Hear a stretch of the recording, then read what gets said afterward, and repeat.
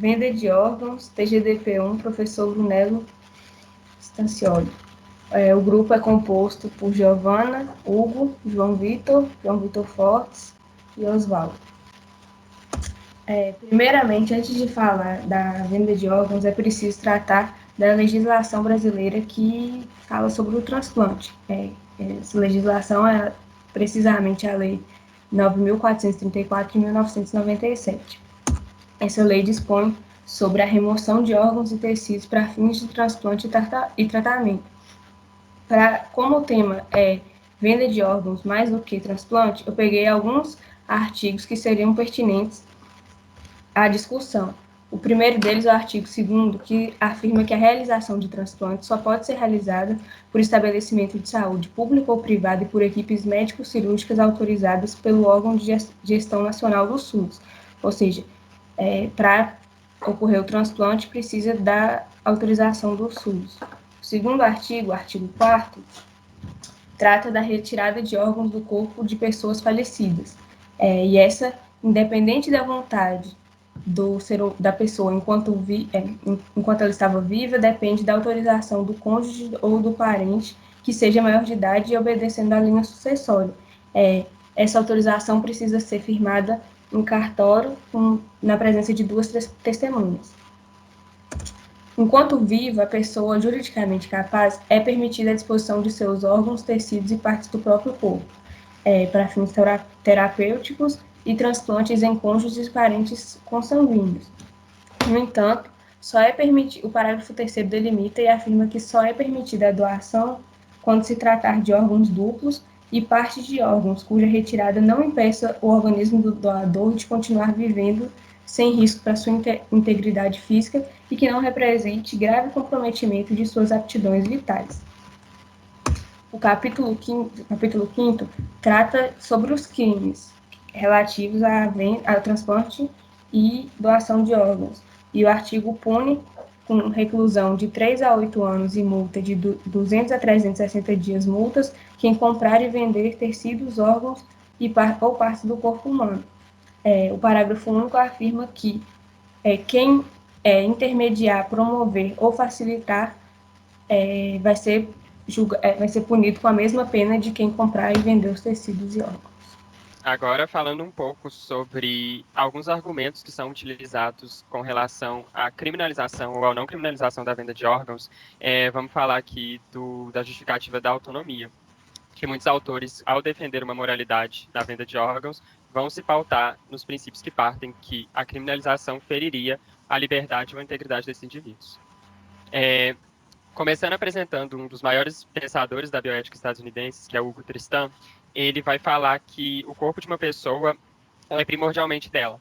Então, ela pode, pela autonomia da sua decisão, dispor dessa propriedade da maneira que ela quiser. É perceptível que essa fundamentação ela vai se basear num princípio liberal da propriedade privada dos direitos individuais. Se a gente for pegar a teoria lockeana do início do liberalismo, ele vai apresentar que o corpo é a primeira propriedade privada do ser humano e, portanto, é um direito dele utilizar aquilo da maneira que ele quiser. Esse argumento também é defendido por Patrão Neves no livro que fala sobre a fundamentação antropológica da bioética, e ele vai novamente falar sobre o direito de decisão individual de cada um com relação ao seu corpo. Outros autores, no entanto, utilizam de analogias para falar por que não pode haver a criminalização. Eles vão falar que da mesma forma que a gente vende a nossa força de trabalho, por que não poderíamos vender os nossos órgãos, ou a prostituição, ou qualquer uma dessas ações que pautam a venda da força do nosso corpo? E trazendo um pensador, que é um filósofo e bioeticista australiano, ele fala que as pessoas têm o direito de tomar a decisão de vender uma parte do corpo, porque se nós nos permitimos a venda do nosso trabalho, por que não vender os meios para realizar esse trabalho? Então, para falar por que essas argumentações de autonomia não podem se fundamentar, a gente vai começar sustentando essas analogias. Dois conceitos muito importantes para falar disso é o princípio da reversibilidade e provisoriedade, que vão falar basicamente que, ao contrário da venda da força de trabalho ou da prostituição, a venda de órgãos não existe forma de ser revertida. Uma vez que você doa o seu órgão, você não pode pegar ele de volta. Então, trazendo um exemplo prático de como isso pode afetar a saúde e a integridade do indivíduo, o Instituto Americano National Kidney Foundation falou que as pessoas que doam rins ou retiram, fazem um transplante de rim, com o tempo sofrem de uma perda da função renal, pressão alta ou excesso de proteína na urina, que demonstra que esse tipo de atitude pode ferir a integridade física da pessoa. Já com relação à autonomia, a gente tem que pontuar também a questão financeira que envolve o ato de vender o órgão. Se uma pessoa que está em uma situação que não existe dignidade humana, uma situação de marginalização, a venda de órgãos pode ser uma saída para a situação que ela se encontra.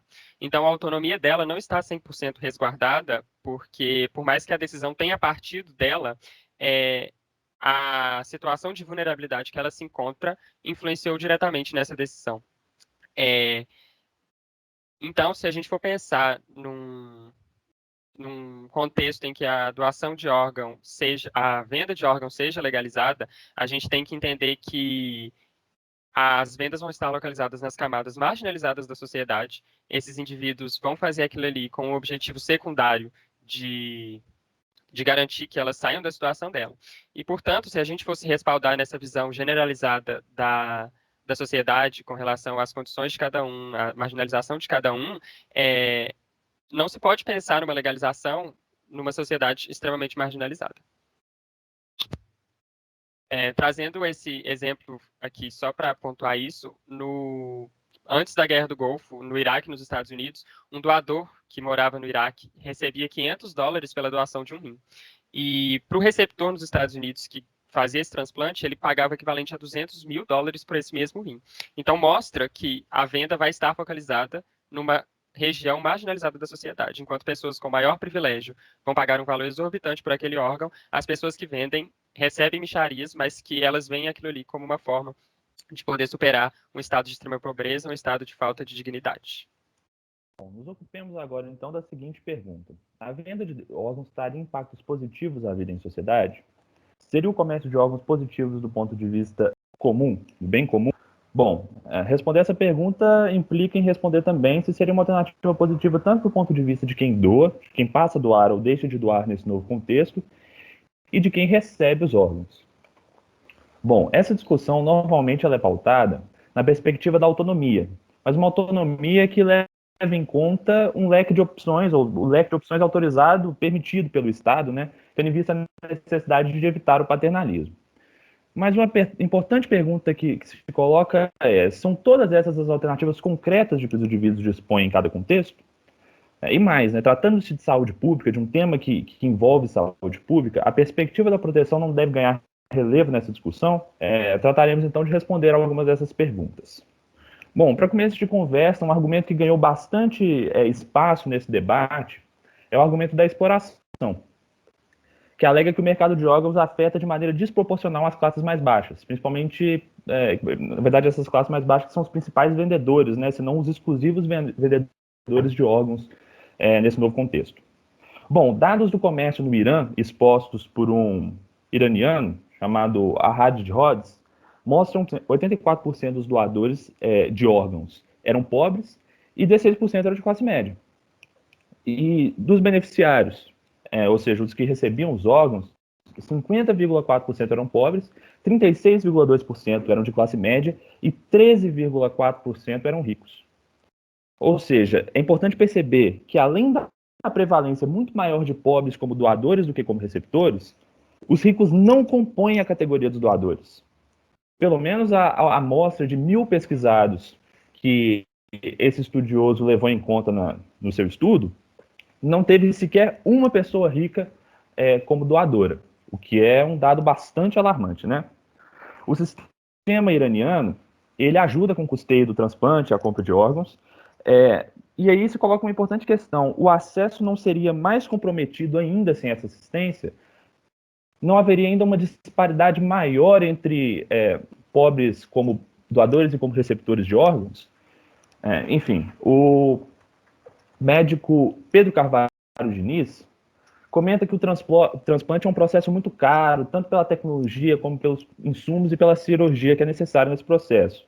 De modo que a tendência é que os preços se elevem, tornando o acesso aos órgãos para a compra uma alternativa pouco concreta, né? Ele ainda comenta como o processo de doação de um órgão tem um lado muito camuflado pela proposta de remuneração que o comércio envolveria.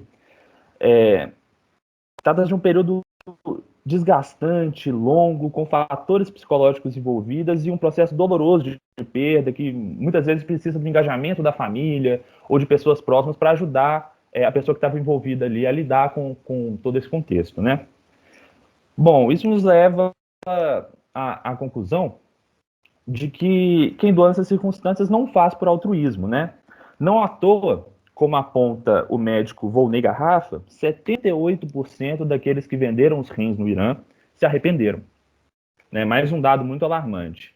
É possível que pessoas altruístas ainda vendam seus órgãos nessas circunstâncias? Sem dúvida, mas as pessoas que antes por altruísmo doavam, melhor dizendo, os órgãos, elas agora tendem a se sentir inibidas, tendem a se sentir desvalorizadas, tendo em vista que outras pessoas são remuneradas pela mesma atitude, né?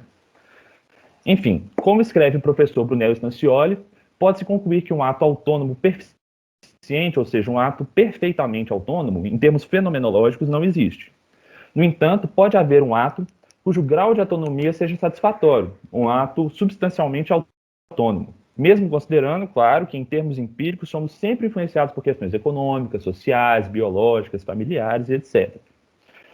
Bom, mas a pergunta e a crítica que o grupo coloca é a seguinte: que autonomia é essa que exclui os ricos da condição de doadores, que delega essa condição simplesmente para as classes mais baixas, exclusivamente para as classes mais baixas, e que ainda faz com que essas classes mais baixas tendam a se arrepender depois de ter feito esse processo, né?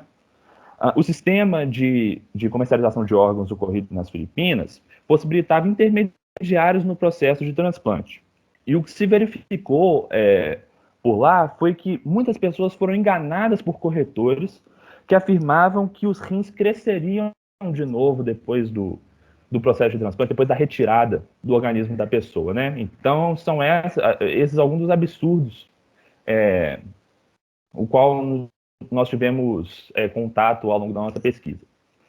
Bom, então isso leva à nossa conclusão de que a determinação econômica pode retirar o que há de mais satisfatório no grau de autonomia das transações envolvendo órgãos. Afinal, como sustenta o próprio médico Volney Garrafa, nesse desequilíbrio entre excesso de demanda e insuficiência de oferta, quem compra detém o poder econômico e quem vende fatalmente são aqueles que não têm o dinheiro.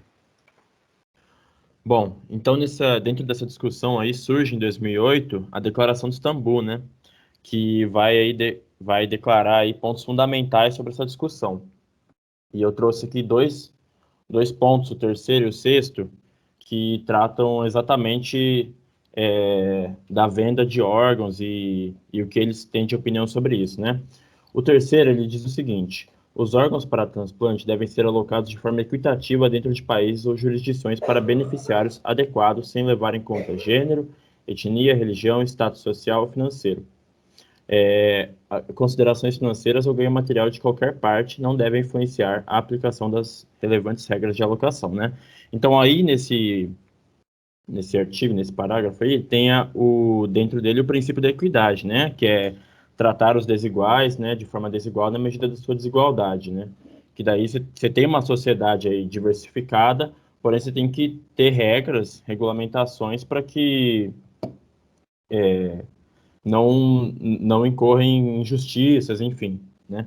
Aí o sexto parágrafo vai dizer o seguinte: o tráfico de órgãos e turismo de transplantes violam os princípios da equidade, justiça e respeito para com a dignidade humana e devem ser proibidos, porque o comércio de órgãos tem como alvo doadores empobrecidos e vulneráveis e leva inexoravelmente à desigualdade e injustiça, portanto, deve ser proibido. Então, aqui ele está reforçando o princípio da equidade e dizendo exatamente que qualquer forma de mercantilização da venda de órgãos vai implicar em injustiça, né?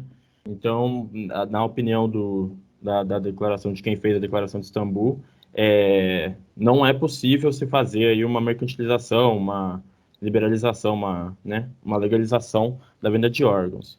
E dentro desse artigo também você tem um conceito, né, um princípio do Kant, né, que é o reino dos fins.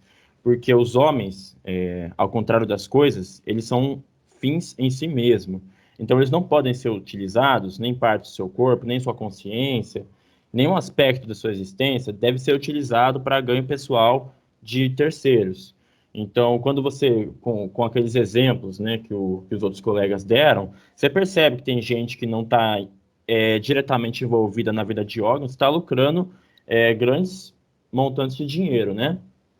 E dessa declaração aí, você tem mais de 100 países que apoiaram as suas teses e tal, para combater esse tráfico humano de pessoas, né? Esse tráfico ilegal e o legal também, né? Eles são contra. E aqui você tem mais um exemplo, né, de como que as classes mais baixas, elas são os principais doadores de órgãos, né? Porque você percebe que os países de capitalismo central, como Estados Unidos, Reino Unido, a própria Europa quase como um todo, né?